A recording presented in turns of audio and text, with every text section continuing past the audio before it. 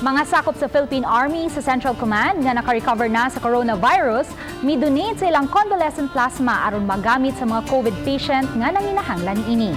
Ania ang report.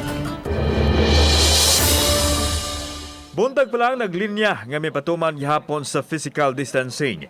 Kining mga sakop sa 53rd Engineering Brigade sa Philippine Army sa Central Command aron mo donate sa ilahang dugo o plasma. Sila ang nataptan sa COVID-19 nunod sa ilang pagserbisyo apan hingpit na nga naka-recover sa balatian. Makuting proseso ang ilang giagian, diin proseso pa sa health personnel sa Department of Health.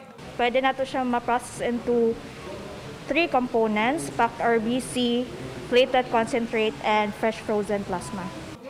Si Sergeant Renel Ilarcasa ang usa sa mga nakuhaan sa iyang dugo isip bawas usab sa naangko niyang kaayuhan gikan sa COVID-19.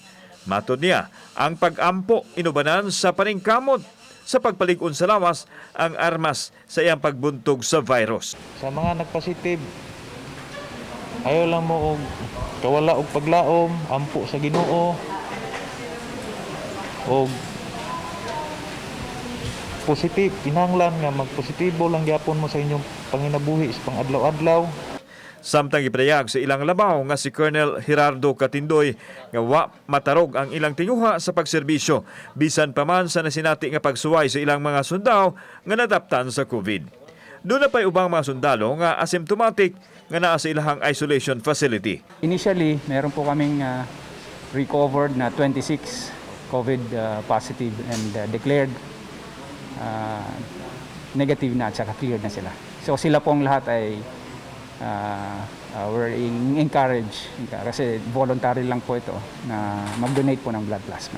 Dako ang ilang pasalamat sa mga misuporta kanila nga nahimo usab nga partner sama sa Department of Health ug sa Office of the Presidential Assistant for the Visayas. Ang amin lang po ay in our very own special way makatulong po kami sa ating mga patients who are severely infected by the COVID-19 para po makarecover sila and then hopefully we can save lives through this endeavor namin po. Nakita kita mo nga ang need sa blood karon, especially sa plasma, dako kay tabang gyud, no? Sa pikas bahin, nanawagan ang DOH sa mga tao nga modonar og dugo nga kinahanglan usab sa mga pasyente nga dili COVID-related. Kauban si Marlon Mirgaso, ako si Alan Domingo. Balitang Bisdak.